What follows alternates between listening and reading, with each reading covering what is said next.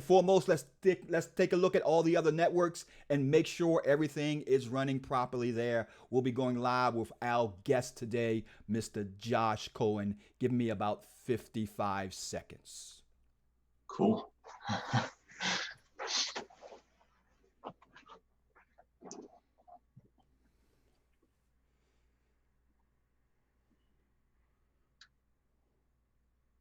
So is it live right now? Mm-hmm. Yes, you are, my friend. Cool. We're checking all the networks now to make sure we got good sound on Twitch, on Instagram, on Periscope, on YouTube, and on Facebook. And right now, it is looking stellar. Oh. YouTube and on Facebook. Oh And man. right now, it is okay. You're good there. Josh, you are good to go there.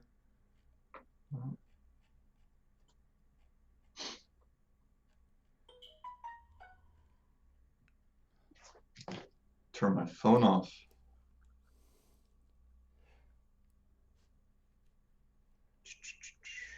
Okay, this is Charles Blair, the Mad Scientist, and I want to thank each and every one of you on all the social network sites for this special broadcast. Now, our guest today is the man, the myth, the legend, Mr. Josh Cohen. Josh, say hello to everybody, my good friend. How you guys doing? How you doing, Charles? Thanks I'm so much doing for having me on today. I really no appreciate it. no problem at all, Josh, man. Truth be told, I've been following, or you may want to say stalking you for the last few years, man.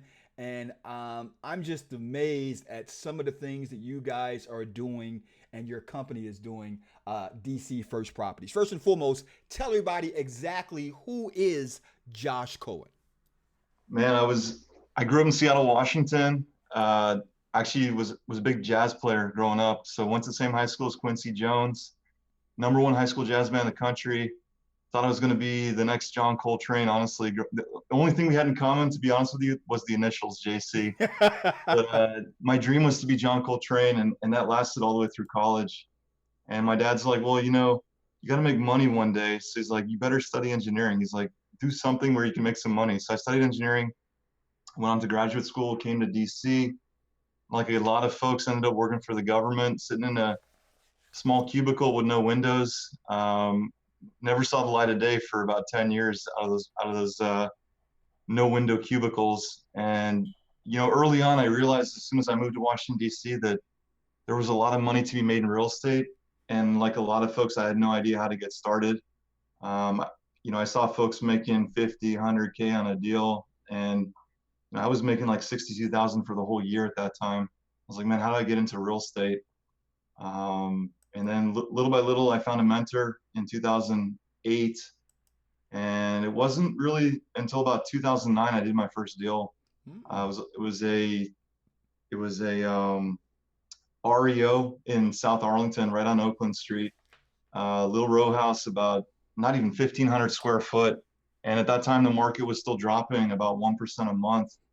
And my parents were saying, my friends were saying, are you sure you can make money at this real estate thing? Like, prices are down in many parts of DC, like more than 50%, even 60% out in Manassas, and you're trying to flip a house in Arlington. But I had a sleepless night for that first deal, and just something told me in my gut that we should go ahead and just do this. And I had a partner at that time. We both worked together in the government. We're both electrical engineers working for the Navy, basically. And two of us tossed and turned all night, and I called him at 5 in the morning. So we definitely got to do this deal. Like, we'll regret it. Uh, if it doesn't work out, we'll be bankrupt. But if it does work out, then we'll found something totally novel to do. And we bought it for 175. And the same realtor who sold us that deal, not even 65 days later, found us a buyer before it was done for 349. And we ended up making in a down market almost 110,000 on our first deal. Nice. And we were sold ever since then. We were just sold. I've been doing real estate ever since. Well, I can imagine how you were sold after 100 plus. That's a profit. So I can definitely imagine that. So, for those of you who don't know this format, Duru interviews, this is where we interview a Duru, not a guru.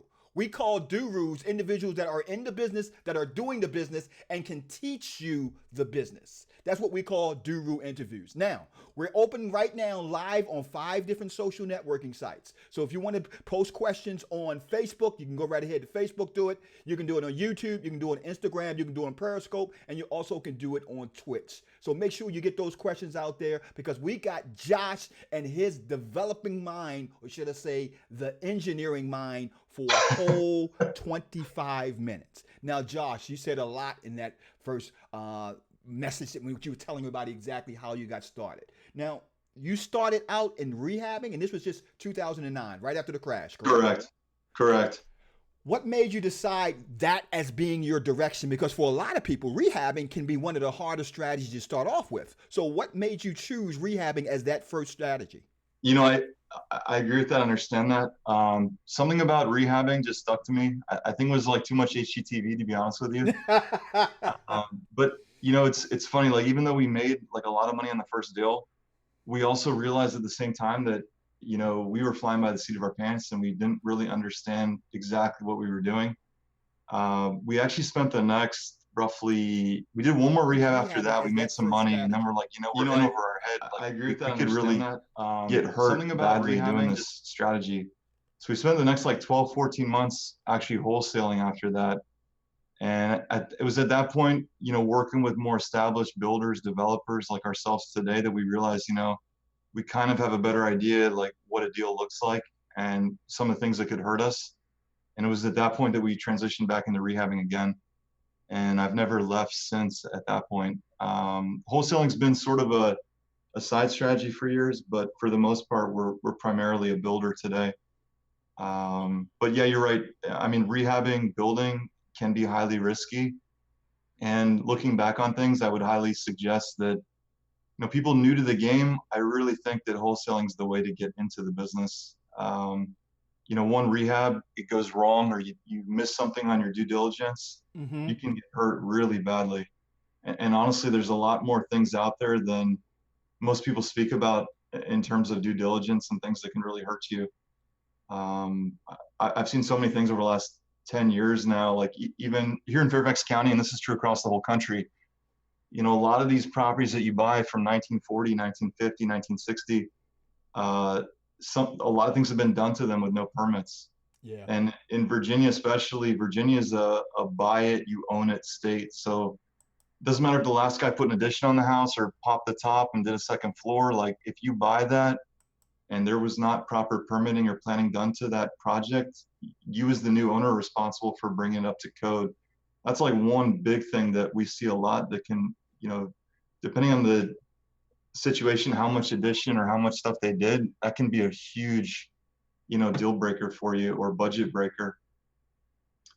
I agree with you 100%. And when you talked about the fact that how rehabbing could be the hardest strategy to get involved with, you believe that wholesaling is the strategy for most investors to start off. I know you run a successful meetup group where you guys are at in Virginia. Tell us, what kind of messages are you getting from your investors when they come to you about, hey, where should I begin in this business? How should I begin? And so on. So if I could go back in time, like 10 years, this is what I would tell people. And this is how I struggled for 6 years with this. Most people get in this business, they don't have a defined business plan. They don't have a defined model.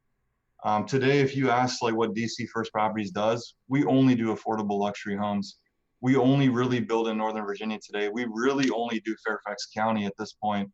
Until we really expand to the level that I think we're capable of doing, we don't want to have this butterfly effect where we're just chasing deals all over the whole region. I started in the mindset of chase deals everywhere, whether it's DC, PG County, Montgomery County, chase deals everywhere, Prince William. It's very hard to build a brand or build a footprint or scale a business doing that sort of mentality. So looking back, I would tell your listeners one thing: out of the gate, define exactly what you do. You may not know exactly when you start what you're going to do, but define it as closely as possible, because the more defined your business is, the easier it's going to be to grow it. So today, for example, 75% of what we do is new construction. in Fairfax County, resale prices between about 700,000 and 1.1 million, no more, no less. We're giving people a warranty on those projects. We're selling about 10 to 15% above what the market in those neighborhoods can bear because it's a new build. And we found that our profit margin in that range is maximized for what we can do. So for example, that price range here in Fairfax County, it sells quickly. We typically have multiple buyers. A lot of those projects sell before they're completed. The margin versus time on those projects is maximized. Whereas if we went up to like a typical luxury builder builds 1.5 to 2.5 right now in Northern Virginia, those houses take 6 to 9 months to sell. The buyers are a lot pickier. There's a lot more competition. There's more product. So pick your model, define it really well, exactly what you do. And I think the more defined you are, the easier it's going to be to scale your business. So let's talk about that. You went from rehabbing houses to developing a new build. How did that progression take place? So for years we did renovations, and honestly, they were what you would call like lipstick on a pig, honestly. So a lot of people are like, what's a lipstick on a pig renovation? It's like it's what 90% of the market does. It's change the paint colors, change the trim, change the doors, change some cabinets, upgrade your bathrooms. What we found over the years was that our clients today tend to be a lot of millennial type buyers. They want turnkey and they want like a certain type of feature. And here in Washington, D.C., here in the suburbs especially, and I guess in the city itself as well, kitchens tend to be very small. They're like galley type kitchens, 4x8, 5x8. The bathrooms tend to be also like closet size, 5x8, single vanity, bathtub, very tight spaces. There tends to be no master bed and bath suite, no walk-in closets. So we started by reconfiguring homes to give people the features that they wanted. But then over time, we sort of realized that, about 4 years ago, new construction started to make sense for us, especially with the rule changes here in Fairfax County. So what I would tell people is look at the jurisdiction you're building in, see if it's advantageous to you. Here in Fairfax County, for example, in the last couple of years, we can build a new construction home, buy, plan it, and sell it in 6 months or less on average, 6 to 7 months or less. If I go across to Arlington County, which is, not even 5 miles away, the same exact project would take more than a year, maybe 14 to 15 months. So do you want to build a new house in an area that's going to take 14 to 15 months and make the same money, or do you want to do it in 6 or 7 or less and sell for premium in the same market you were previously renovating in? So we decided that, if we can do the same new construction in Fairfax in 2 to 3 months more than what we were renovating properties in and make a lot more money, in general, it makes sense to start doing new. So, our clients like the product a lot more. If it's new, we can give them a proper warranty on it because we've changed everything. Old has a lot of finicky issues. It's not easy, it's not that easy to scale. So I would say like 4 years ago, we realized that to really start to think about growing this business, transitioning to new made more sense. It's more scalable. The houses tend to be more cookie cutter. Contractors can be brought in as subs that, they're doing virtually the same tasks almost on every project. And if you can do that in 6 or 7 months or less and make a lot more money doing it, why not do it? So that's pretty much where our transition happened. Michael wants to know on YouTube, how do you find your deals? So today, about 75% of what we do is still direct mail. And our direct mail has gotten more and more targeted. I would say the other 25% is coming from, if you're here like in Fairfax County, you'll see signs, these big blue and white signs in front of our projects. They're about 4x5. We're getting calls off the signs that, hey, I see you're doing that one down the street. How much would you offer me for this house? So I'd say 75% very strategic, targeted direct mail. The other 25% realtor, referral, signage in front of our properties.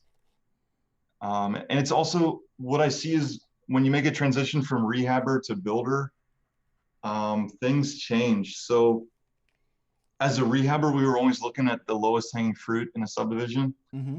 And as a builder, we're more like, we see the path of progress. We see certain communities that have these one level, 1,000 square foot tear down homes.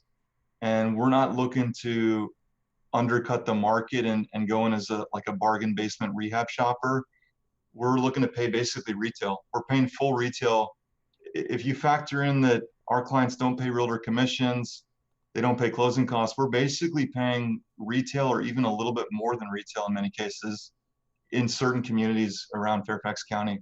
Got you. So what does that deal count measure up to, Josh, when we're talking about on average per deals per year? So profit per deal or like That's number of deals, correct. Number of deals. we're building somewhere right now or just around low 20s annual. Mm-hmm. Our goal for 2020 is to hit about 35. Got And it. we're still wholesaling somewhere around maybe 10 deals a year, 10 to 15 deals a year. They tend to be bigger deals. They can be land deals, for example. But yeah, we also just bought our first commercial deal that doesn't factor into that. So we bought like Okay. an old house that was on C8 commercial. That's sort of a longer term play for us. But from pure turnover, we're probably in the low 20s. And Got you. we're also buying and holding certain like strategically located rental properties that down the line will probably turn them over as new builds. One of the things you mentioned a couple of minutes ago is the fact that you guys have a certain amount of zip codes that you're concentrating on, and that pretty much falls into the philosophy that the riches is in the niches. How Right. did you determine, or how did you choose those zip codes, those areas to be? Hey, these are where we're going to become the experts at. No one is going to dominate these zip codes like we are. How were you able to choose that? So here in Fairfax County, like the typical builder that you see uh, that's building the 1.5 and up, they're looking for certain areas like Vienna, McLean, Great Falls, although Great Falls is kind of down market right now, North Arlington, actually at this point, most of Arlington, because South Arlington's kind of expensive as well. We choose as a affordable luxury builder to go where nobody else is going. So we're in these pockets where we know we can sell for anywhere from 700 to 1.1, but we're not competing with 20 other builders. Like for example, if you go to Vienna, there's probably 50 builders today. In 2009, there were about six. So there's 50 today doing the same thing that six were doing 10 years ago. We're avoiding those markets. So we're avoiding places that a typical builder goes. As long as we can buy sort of entry level product between 350 to 500K for the Mm-hmm. lot, that's pretty much where we'll go. And also the way that we build is very strategic too. So if you go into a market that we're doing right now and you treat it like an average builder treats it, you're not going to make money. We're very strategic about what we reuse on these existing homes. We're trying to avoid doing a lot of things such as grading plans. You know, we're keeping our land disturbance down. There's a lot of niche things that we do to keep the cost down so that we can build these affordable homes. What does the DC First Properties team look like?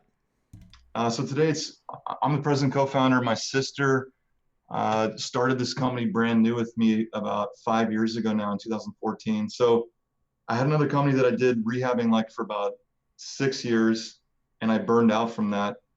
Um, Honestly, a lot of things that we're talking about today, like I didn't have those in place from 2009 to 2014. Then we reinvented ourselves. My sister came on board in 14 as my COO and co-founder. And then we built out the team in the last few years. So we have a director of construction who director of construction basically does all of our planning, our contracting, sort of interfaces to all of our vendors and suppliers and subs. And then we also have a lead project manager that goes out in the field, basically enforces our company policies, basically enforces what's in the contracts, makes sure that everything's going to plan. If anything deviates from our contracts, he's bringing it to our attention. We also have an acquisition manager. We have a couple full-time VAs, and we have a few part-time people, as well as one part-time development manager. And of course, we have architects that work with us. So there's about 3 different architects that we work with, 3 or 4 different realtors that we work with. And many times our realtors are actually doing our appointments as our OSAs. So we're about 6 full-timers and a bunch of part-timers right now. Excellent, man. First of all, let's thank everybody that's on the broadcast. Carla, thank you for being on the broadcast. William, thank you for being on the broadcast. Greg, thank you for being on the broadcast. Malik, thank you for being on the broadcast. Jeffrey, thank you for being on the broadcast. Guys, remember, if you have questions for Josh, don't hesitate to put those questions down in the comment section of the social network of your choice. Now, Josh, you mentioned something a little bit earlier that really set me back a little bit. And the reason why I'm saying this is that right now you hear everybody talking about you got to do cold calling, you got to do this, you got to do that. I didn't hear in any of the marketing stuff that you guys are doing that cold calling was a pivotal part of your actual deal gathering. Tell me, you seem to be doing it old school. At least that's what the gurus would call it, old school. I call it doing it the right school. But you seem to be doing it old school with direct marketing being the catalyst and then following it up with referral-based marketing. Explain your marketing strategy and how you're able to stand above the crowd when everybody else is going left, but you guys are finding huge success going right. So I would always say, like, and I've been like this ever since the beginning, don't follow the crowd. You know, to me, we've always been like pioneers. We're constantly pioneering our own trail. I was building in Falls Church in 2009 and 10, and people are like, why are you out here? We're not in Falls Church City. We're not in an area where you're building $1.5 million houses. In 2010, you come to our neighborhoods in Falls Church, you're like, why are you building here? And now suddenly 9 years later, people are like, oh, this is a great place to build, but we should be building here too. I think you have to have that pioneering mindset to some extent. You can't be a renegade and just, be throwing hundreds of thousands of dollars around with no, no rhyme or reason. But our marketing is no different. So I came from a data background. I was a hardcore sort of electrical engineer. To be honest with you, I'm not just, our team is not just sending out, direct mail to just anybody. It's Right. very strategic. It's very focused. Right. I would tell you this, like the way that you build your list, people talk about Property List Manager today, that software online. Mm-hmm. I was doing what Property List Manager is doing today, 10 years ago, with my own code that we had built in house. Property List Manager is not something new. So you always got to follow where the technology is going. And to me, like direct mail works exceptionally well if you have the right list. So your list has to be really well defined. A lot of people send out mailings, and to be honest with you, probably 80% of what most people send probably has no chance of ever turning into a deal. I've seen that with our own mailings. So really filter down your list. That's the first thing, and have the right message. And when the message is also backed up by your brand, where people see it in the communities that you're doing, now you're sort of, reinforcing the message of your mailers. So, our direct mail works pretty well to a certain extent because it's also being reinforced by people seeing our product in the community. Right. So, cold calling is very random. People don't know you. You'll get that low hanging fruit, but you're probably going to have to call like 20,000 people to get one person interested.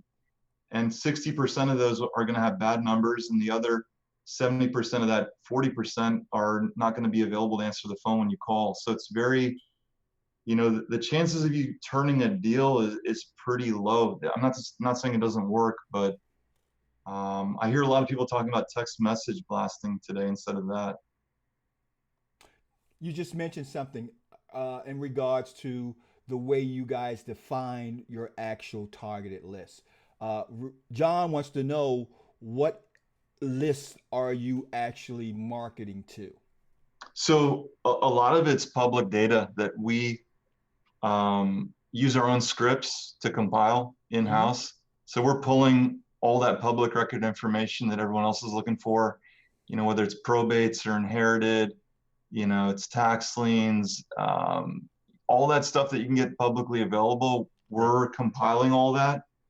And just like Property List Manager, here's the secret that people didn't know 10 years ago. People used to ask me 10 years ago, Josh, how do you get deals that you're wholesaling for so much?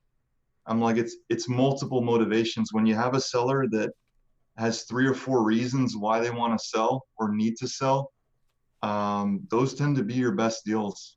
So I would start with your public record information.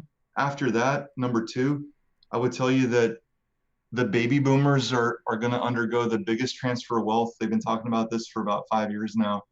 The baby boomer generation is going to be the biggest transfer of wealth probably in the history of the U.S. I think they're sitting on like trillions of dollars of real estate that's paid in full. And we're seeing those people pretty much on a daily basis. We're seeing so many sellers in Fairfax County that have owned their home for 30 plus years. They owe nothing. The houses have had nothing done to them in 50 years or 60 years. A lot of them are best served as either full teardowns or major renovations. But that's the market that you're pretty much marketing to, is that baby boomer generation that they pretty much own nothing, and they have options in terms of how they can sell you a property. Where do you see DC First Properties moving forward? I'd like to see us become like one of the premier local builders, building big communities, building multifamily, getting more into commercial. We've set the next, you're always looking as an entrepreneur, I believe 10, 20 years ahead. So people ask me like, why did we pick the name DC First Properties? I picked that name 5 years ago because I wanted to develop a brand that could expand beyond just the region, potentially even do deals, where I'm from in Seattle or anywhere that we see the opportunity. But we've set that next bar in the last 2 weeks here. We actually have a director of investor relations now, and we have our first private fund. And so our private fund is probably going to enable us to go to the next level at this point. We're going to supplement our current funding sources with our own in-house DMV lending fund to get us to the 35 houses a year next year and maybe 50 or 100 beyond. Nice. Tell everybody exactly what is it that, because I love your message. I love the way you guys have a defined plan set out in the direction that you want to go.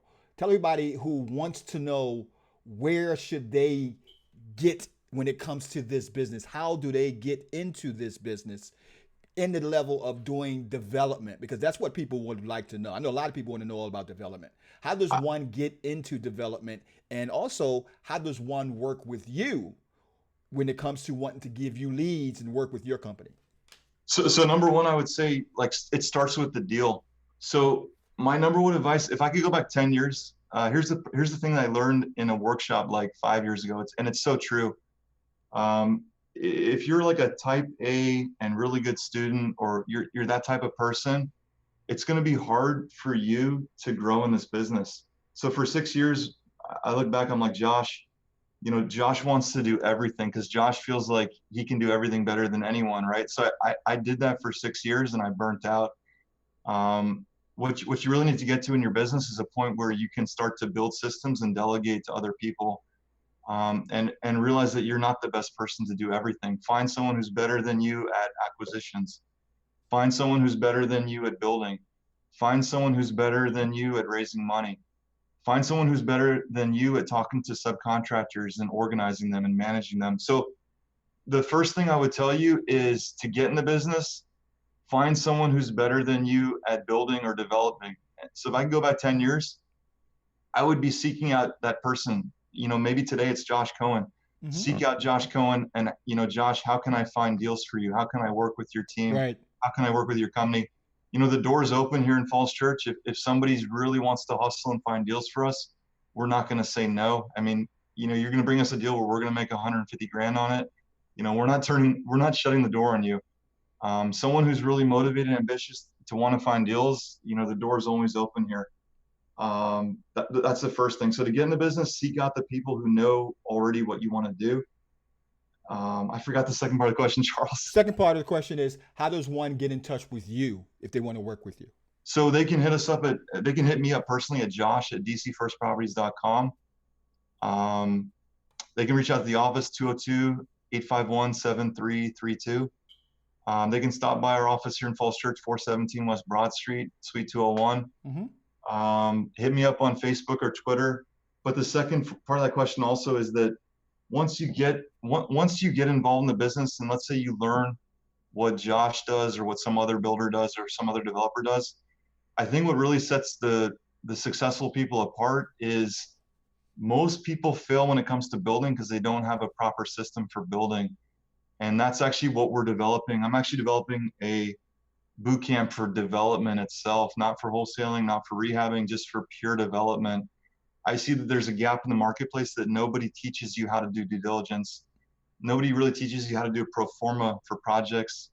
Nobody teaches you how to do estimation, bidding, how to schedule, how to write contracts, how to manage your subs. This whole layer of development, it sort of doesn't exist in the teaching world. And that's really what's allowed us to get to where we are in the last 4 years is to be able to systemize how we build and develop projects. And honestly, for the most part, it's a topic that's not very well understood in the community. And that's why today we don't really have, there's a generational gap in building. You see a lot of great builders from like the Right. 60s and 50s. And today you really don't have a ton of great builders out there. It just doesn't exist. There's a lot of older guys, and there's not a lot of guys like my generation or even younger that are great builders. A lot of them are like 50, 60 and up. So Investors that want to really dive into building, give them the information of how they can get in contact with your meetup group, when your meetup meetings are, and so on. so we're on Facebook at DMV Dealmakers. Our next meetup is going to be sometime in September here. And I would encourage anyone who wants to learn about building or development or even rehabbing or wholesaling to come on out. We have a whole mix of people, from people who've never done a deal before to people who started a year or two ago and are starting to crush it, to people who've been doing this for much longer than I have, 30, 40 years. So we have a whole mix of people doing things. And it's everything from hard money lending to building to wholesaling to development to multifamily properties. The one thing I would encourage you to do is, if you come on out, start thinking about what it is you want to do, because too many people come out and they're like, multifamily sounds great, or, Mm-hmm. mobile home parks sound great, or wholesaling, pick something and really define it, go for it, build a business plan around it. The people who really go far in real estate investing, they're experts of one thing. And if they master that one thing, it's at that point that they branch out to other things that are related. But, really hone in on what you really enjoy doing or would enjoy doing, and hone it. And Gotcha. honestly, too many people focus on the money. Don't worry about the money. Find the right deal when you're starting out, because when you find the right deal, the money will follow. Absolutely. Now, first of all, last but not least, Josh, has anybody ever told you look like Steve Colbert? No, I'm sorry, man. I just had to go there. Yeah, I just had to go there. You look just like I Steve haven't heard that Colbert. one. I thought you was Oh about to give me man. a joke a few minutes ago, but I'm just wanting to let you know you definitely look like my man, and I greatly appreciate. I already told you I plan on getting you down here at the Real Deal Meetup for September. So guys, be on the lookout for that. I agree with you 100%. All the gurus talk about wholesaling, rehabbing, buying, and holding, and so on. I don't know of anyone other than you and maybe even Vernon Vaughn who's really into developing, and that's going to be a dynamite boot camp. I'll tell you that right now, because you guys will be cornering the market when it comes to that topic, because hardly no one is talking about it. That's actually one thing I've actually seen recently, that a lot of wholesalers can't find builders or developers because Mm-hmm. 90% of the people out there are just looking for, very basic fix and flip projects, nothing Right. too extensive. I mean, even putting a shed dormer, I had experience with this recently. Like even putting a shed dormer on a Cape Cod, that's outside the realm of most people's understanding of construction. Which, how sad is that? But that's Yeah. the harsh reality of where we're at. Well, Um, like I said, thank you, man. I appreciate your time.